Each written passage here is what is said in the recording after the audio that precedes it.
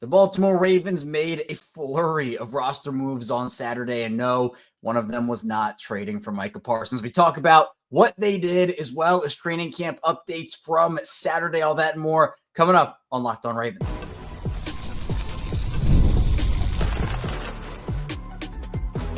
You are Locked On Ravens, your daily Baltimore Ravens podcast.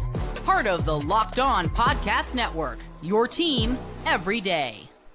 You are Locked On Ravens. Welcome into the show. I'm your host, Kevin Oestreicher of Ravens Wire, here with you on the Locked On Podcast Network, your team every day. Thanks so much for being here, making Locked On Ravens a part of your day and your first listen each and every single day. We're free and available for you on all podcasting platforms. That includes in video form on YouTube, where you can like and subscribe to the channel, and in audio form where you can follow along and subscribe as well. We are a 5-day-a-week Ravens podcast. So Monday through Friday is our regularly scheduled content, but we also have bonus episodes on the weekend like this one when there are headlines to talk about. So be sure to tell a friend, tell a family member if they like daily Ravens coverage. They can come on over here to Locked On Ravens, and we will have them covered. We also have the Locked On Ravens Squad Show, which is live Mondays and Thursdays, 7:30 p.m. Eastern Time with myself, Sam Njoku, and former Ravens receiver Kadri Ismail. And we will be live later today after the Ravens Stadium practice, breaking that all down, diving into some takeaways in the whole 9 yards there. Thanks to all the everydayers, the first-time listeners. If you're somewhere in the middle,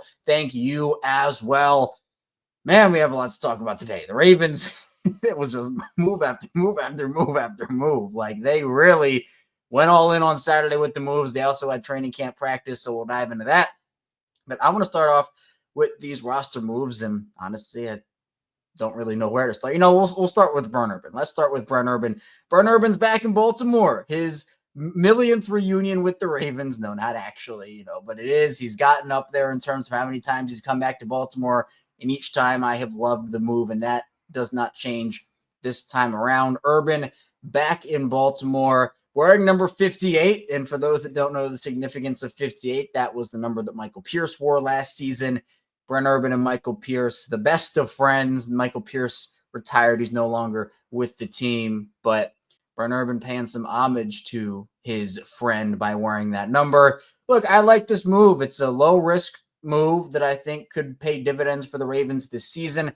I'm not sure that Brent Urban makes the roster. He certainly could, but this could just be, look, there are multiple ways that this move could go for the Ravens, right? They right now have 6 defensive linemen that could make this roster, including Brent Urban. You have, obviously, Nnamdi Madubuike, Travis Jones, Broderick Washington. You have Aeneas Peebles. You have John Jenkins, and now you have Brent Urban.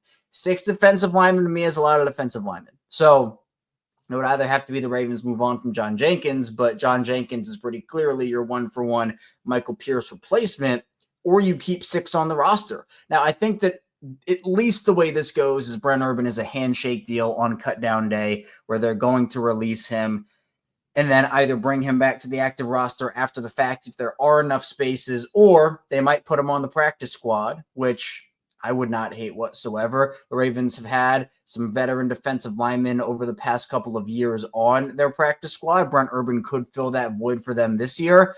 I think it's a win-win for both sides. Urban clearly loves Baltimore. Obviously, he was a mid-round pick of the team back years ago and made his stamp with, his signature play is the kick 6. He was the one in Cleveland that blocked that ball that Will Hill ended up returning for the game-winning touchdown. But he's someone that's just been really solid over the course of his career. Solid run defender, solid pass rusher. His stats aren't necessarily all that flashy. His career high in sacks is 3 in 2023 with the Ravens. He didn't have a sack last season despite playing in 13 games, but he's always a guy that gets his hand up. He knocks footballs down. He seems to be in the right place a couple of times. He's just a solid veteran, someone that you're not expecting to go out there and put up these all-world numbers, but someone who can also be a mentor to the younger guys in that room, like a Travis Jones, Broderick Washington, Aeneas Peebles, I think, will benefit from having Brent Urban on the roster or just in the building if it's on the practice squad. So always felt like there was a possibility this was going to happen. I'm glad it did. Urban kicked off. He was at training camp practice on Saturday. So, right down to business for Brent Urban. So that move ended up happening in the morning. And look, I like the Ravens' depth there. They just keep adding on depth. in a bunch of different positions, right? We know the star power, we know the Ravens have it, but the depth is so important. And so, I'm not calling this like the move of the offseason for the Ravens. Obviously, Jaire Alexander, DeAndre Hopkins, like Ronnie Stanley, those moves are bigger in scale to what Brent Urban is in terms of that. But I think it still can have a major impact in multiple different ways. So Urban was one of the signings, or I guess he was a re-signing for the Ravens, but a new signing was Ernest Johnson, running back. He's been in the league for a little bit now, came into the league in 2019 with Cleveland, spent 4 years there before spending the last 2 in Jacksonville. Now, I know the initial response to this, because Adam Schefter, I think this was later in the afternoon, right around when training camp practice ended on Saturday, that's when this news broke. The Ravens are signing a running back, and everyone's like, well, why are they signing a running back? They have Derrick Henry, they have Justice Hill, they have Keaton Mitchell, they have Rasheen Ali. And John Harbaugh actually clarified a bit of the signing and why the Ravens actually decided to go with it. He, first of all, confirmed the signing, but he was signed during practice, right? He was signed during practice. And there was a concussion to one of their other depth running backs, which we'll get into a bit of the injury situation in the second part of the show. But there was an injury and a concussion. So the reason why, and that's Marcus Major who was dealing with it, that was one of the reasons why the Ravens brought him in. He also said that they brought in a couple of tight ends to bolster us there a little bit. That move, actually, the Ravens are expected. I don't know if the move is official yet. I haven't seen anything. I mean, by the time that I'm done recording this, it could be. But the Ravens are expected to sign Scotty Washington. So that's a player that was with the Ravens for the last 2 years on Baltimore's practice squad. Now he's set to return to the team. This coming from Matt Zenitz over at CBS Sports. So the Ravens, obviously, with Isaiah likely going down, just bringing in somebody that can fill the void. And another thing with Ernest Johnson that I want to kind of talk about, one, Derrick Henry and Justice Hill are not going to play in the preseason, most likely, right? I would be shocked if either did. So Johnson's a proven guy in the league, and you kind of go over his stat situation. He's electric with the ball in his hands. I mean, over the course of his career, nothing that's going to, again, like wow you, but he's averaged 4.6 yards per attempt for his career, 214 attempts for 989 yards, 3 touchdowns. His best year came in 2021, where he had 100 attempts for 534 yards and 3 touchdowns. But I want to note this as well. Ernest Johnson also can help the Ravens as a returner. He has returner experience. Is it a lot of returner experience?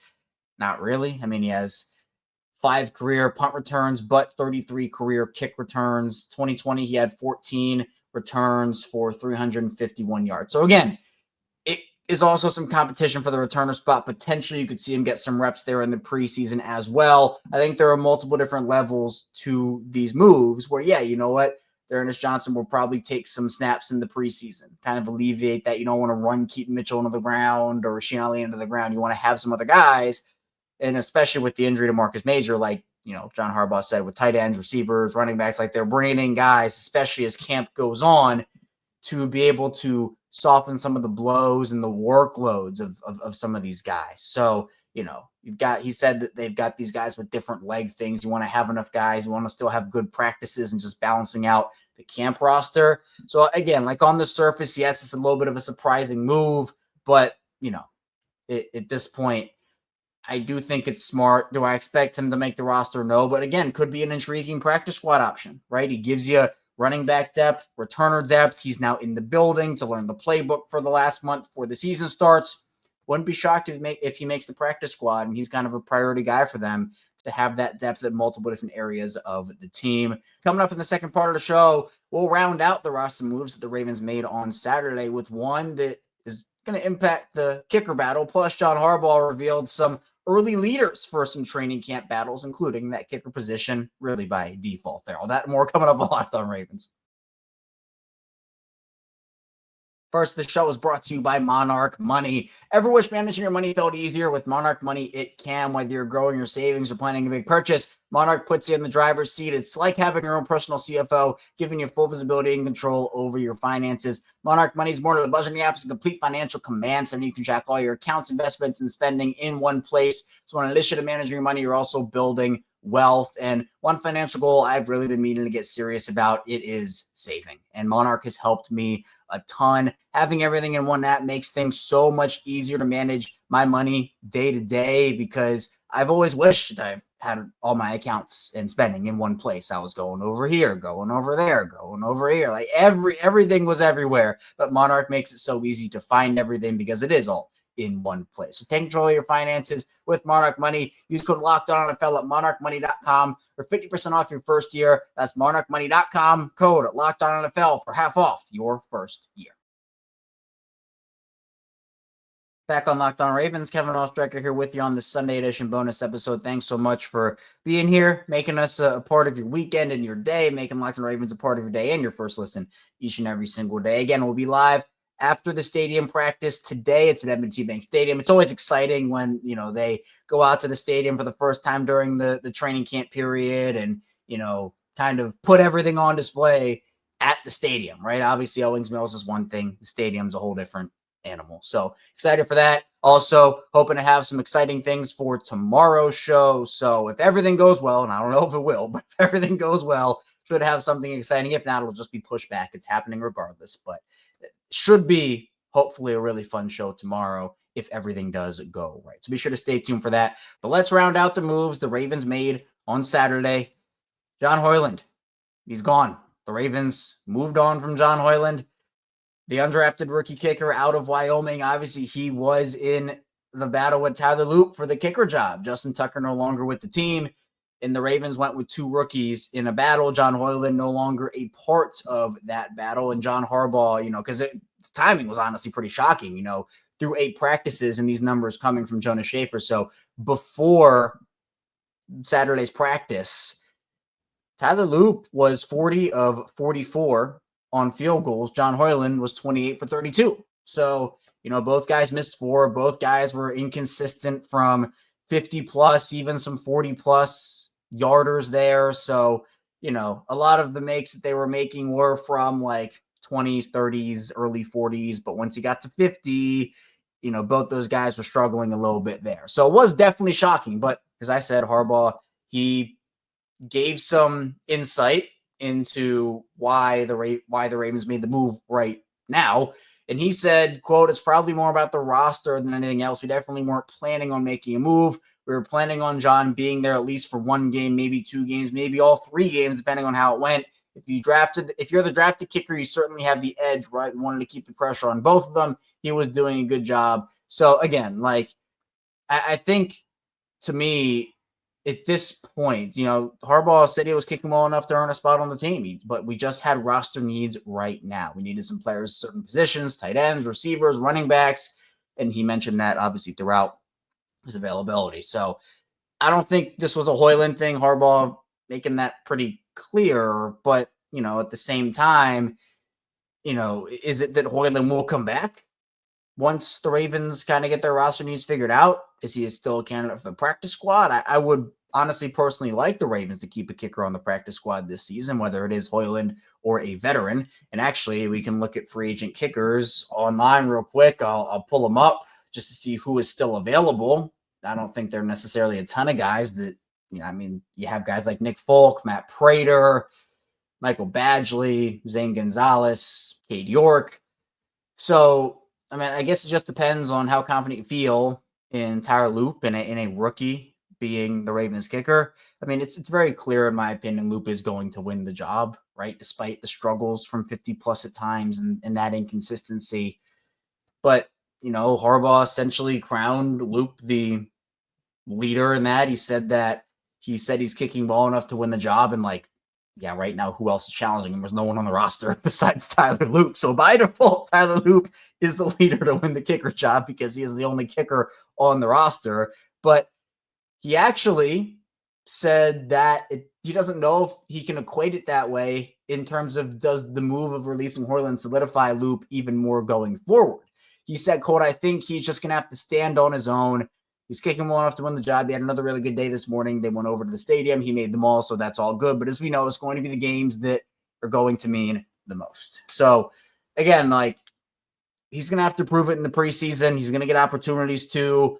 If the Ravens feel like it's not working, one, they need to make a move. But two, I believe they will make a move. Eric DeCosta is proactive in that regard. And, I think that he would be a guy to see Loop struggling and say, hey, like, this is a Super Bowl year. It has, like, we have to get the best team on the field that can win a Super Bowl potentially. Like, everybody has to be contributing. And if you're not contributing, well, you got to go. So, again, like, DeCosta's not afraid to admit that he missed on a draft pick and move on from that guy early. I mean, he's moved on from multiple guys even before the season starts. So Loop is the leader, but not the winner, despite being the only kicker on the roster currently. Harbaugh also talked about the guard position in that competition, left guard being the competition I'm referring to here. He was asked if there's any idea of when he wants to have that all settled by. He's very consistent in saying he wants to have it settled as early as possible. So he said, I want to have it settled now today, but I think we'll know by the end of this next game, probably. Very clearly stated Andrew Voorhees has the lead. He said Andrew Voorhees is in the lead. Something would have to change. I will say with Ben Cleveland, he'll tell you the first 3 or 4 days didn't look too good. Then the next 3 or 4 days looked really good. So that's good for Ben. Andrews looked good all the way through, so he's in the lead at this point. So that actually gives a little bit of insight. And obviously we've heard some of the offensive line struggles. We talked about on Friday's episode of the show with Nikhil Metzo, Frustrate Report, who's out there. The Ravens struggling with false starts, pre-snap penalties right now. George Warhop got on Ben Cleveland about something at Friday or Thursday's practice, So, for Ejibor, he's having that consistency. And honestly, he wasn't bad last season. Like, he truly was not bad last year. I mean, he just got injured. And then Patrick McCary took over, and the Ravens, I guess, just wanted to rock with the vet. And that's kind of how the year went. Voorhees, during his media availability, was kind of, you could kind of tell, not that he outright said anything about it, but you could kind of tell he was like, I don't really know what I did to lose the job outside of being injured, but, it is what it is now. Voorhees should win that job. He certainly is in the lead right now, and I'm excited for that because I think, look, it's a spot that I'm still worried about and concerned about. Like the guard spots of Voorhees and Falele, it's a lot of inexperience. It's a lot of unprovenness, and the Ravens, in order to win a Super Bowl, guys have to grow up quickly. So both Falele and Voorhees are going to have to do that, but still have confidence that they can get the job done this season. How much confidence? It's not an all-time high, but they're gonna. That's what the reality is looking like. So I might as well just try to be confident in them as best as I can, even if I don't have the utmost confidence in them. There is still a path, right? There are multiple paths where those two are very good for the Ravens this season. So that's what I'm hoping for. Coming up, though, in the final part of the show, we're diving into what happened at training camp on Saturday. Jaire Alexander had a really nice day. And honestly, it had some good news both offensively and defensively. I thought it was pretty well balanced based off of everything that we saw and heard. So stay tuned. A lot coming up on the show. First, the show is brought to you by 5-Hour Energy. Time to fuel up and turn it up with 5-Hour Energy Transfusion. It brings the bold grape, ginger, and lime flavor of your favorite golf drink minus the alcohol into a quick, energizing shot. Whether you're sinking birdies, you're just making memories with friends, this one's a hole-in-one for your energy game. Let's be honest, some days on the course or off of it, you just need that extra boost to stay sharp and energized. And for me, I come from a golf family. I've seen my fair share of crazy shots, hole-in-ones, etc. And that boost you get from 5-Hour Energy, it is a game changer. Golf's all about good times, good people, and good flavors. Of course, the grape ginger lime flavor gives you the best parts of your clubhouse go-to without chasing down the bev cart. If you go to 5hourenergy.com today, that's number 5, hourenergy.com. You can use my promo code LOCKEDONGolf to receive 20% off your order. This offer is only valid until September 30th on one order and cannot be used with other promotions. The code is not good on subscription orders. Whether you're meeting up with friends or trying to turn 18 holes into 36, get the energizing boost you need to power through. Order transfusion flavored 5-Hour Energy shots today. Back here on Locked On Ravens, Kevin Oestreicher diving into all the updates from Saturday here on this Sunday edition bonus episode of the show. Again, I appreciate everybody for being here. Hopefully everybody's had a good weekend. And of course, the Ravens, they're in action at M&T Bank Stadium today. So we'll be live after that, as I've said. And we have daily Ravens coverage for you your friends, family, anybody who wants Daily Ravens covers can come on over here on Locked On Ravens. Be sure to follow me on social media, Striker34, Twitter, Instagram, TikTok. I started TikTok a week ago or a couple weeks ago and still trying to figure out how to use it all, but all the support I get here, it's just absolutely incredible. None of this happens without the communities we've built in video form, audio form, social media, subtext. It's all absolutely incredible. So thank you. Let's dive into some training camp updates from Saturday. As I mentioned before we got into our second break, from everything I heard here, I mean, and saw, you saw some of the clips the Ravens posted, like it felt pretty even though, the defense still seems to be the winning group, the winning unit. Jaire Alexander had 2 interceptions during Saturday's practice. Seems like the vibes were at an all-time high because both those interceptions, there were celebrations, like everybody's getting involved on the defense. Like everybody's pumped up. And I think Jaire brings like a certain level of swagger and fun and just really vibes to the team. He intercepted Lamar Jackson on a pass intended for Zay Flowers on the sideline. He actually looked more like the wide receiver on the play, and these updates coming from Justin Robertson over at BaltimoreRavens.com. He kept both feet in bounds, secured the catch while falling over, and then Chuck Pagano actually led the celebration with the entire defense mobbing Alexander in the middle of the field. And Pagano actually said he brings a ton of juice and energy. You can see when he intercepted the ball today. You see the reaction from the whole defense. That's love. That's respect. When that happens, it's easy to tell. These guys know that guy is not only a great player, but they love him as a human and as a teammate. So again, like those, I love hearing those answers. I love hearing that from the coaching staff. And it is true. Like I agree with what Chuck Pagano is saying right there. He also had a 7-on-7 interception. He undercut a breaking route or an outbreaking route, on DeAndre Hopkins. And he ended up sprinting over the adjacent practice field and he sprinted the full field's length for a celebration. So seems like the defense, again, strong showing, but there were other offensive highlights, right? It wasn't just the defense. Now, good news was that both Zay Flowers and Rashod Bateman returned to practice on Saturday after they missed a few earlier in the week. John Harbaugh classifying Zay Flowers' injury as a camp thing, which, again, that definition, I don't really know what it is, but seems like it's something that's not going to linger for an overly long period of time, which is really good. Now, DeAndre Hopkins had arguably the catch of the day. He grabbed a high-pointed pass on Lamar Jackson on a rollout, and he just continues to stack plays, stack practices, and he, again, brings a skill set the Ravens have needed for a really long time. That veteran jump ball, go up and get it type of player. He is going to be really important for this offense this season. Now, Nate Wiggins, he had an interception on a deep pass intended for Rashod Bateman, and he did a nice job tracking the ball, which was nice. Lamar also had a perfect pass to Keith Kirkwood for about a 60-yard touchdown, who got a step on Nate Wiggins. So Nate, a little bit of up, a little bit of down in this practice here.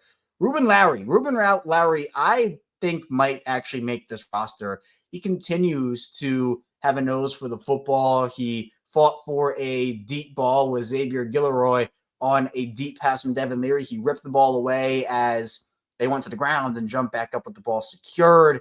And actually, it was initially ruled an interception. Then both the offense and the defense came together to debate the call, and it was actually changed to a catch. But still, nonetheless, Ruben Lowry all around the football. Now, in terms of loop, he did not kick on Saturday. No live kicks, at least. So still 40 for 44 so far in training camp. Mark Andrews had a nice grab on Marlon Humphrey, which was nice. Offensive line apparently on that play had a really good rep holding up against the blitz.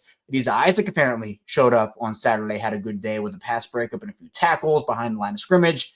Cooper Rush has apparently been really turning it on these last couple of days. Again, it was a rough adjustment period, it feels like, for Cooper Rush, but feels like he's really finding his stride, which is great to hear. He had a great throw to Keaton Mitchell in the red zone and 11-on-11 work, so that was nice. Now, Abike would have sacked Cooper Rush on a play, apparently, and he pressured Lamar Jackson for what would have been a sack or could have been a sack.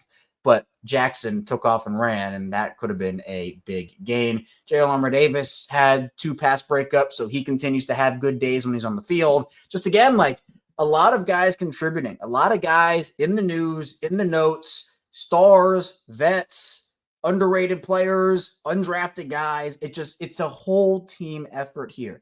And it takes a team to win a Super Bowl. It takes a well-balanced, well-rounded team to do it.